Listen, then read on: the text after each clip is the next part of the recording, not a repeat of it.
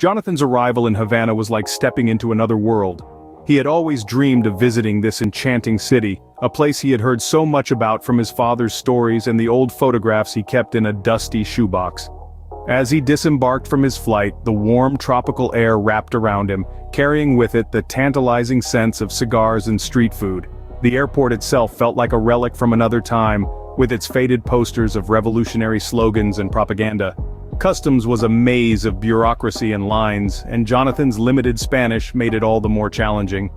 But he embraced the chaos, the sense of adventure pulling him forward. Stepping out of the airport, Jonathan was greeted by the unmistakable rhythm of Cuban music. Live bands played traditional son cubano, and people danced in the open-air spaces with a kind of unbridled joy he had never seen before.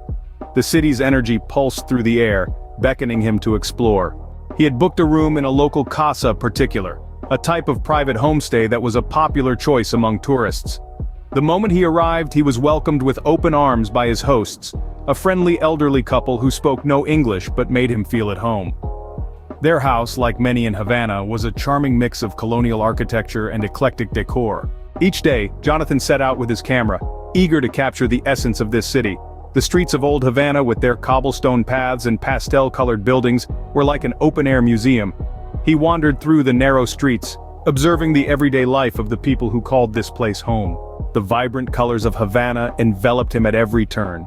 Faded yellows, pinks and blues adorned the facades of buildings, and intricate wrought-iron balconies added a touch of elegance. The city's history was etched into every corner, from the Grand Plaza de la Catedral to the more modest squares where locals congregated to chat and play dominoes. The Malecon, Havana's famous seafront promenade, was a sensory delight.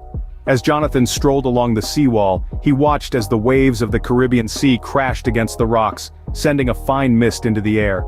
Locals gathered here to fish, socialize, and, as the evening fell, to serenade the setting sun with music.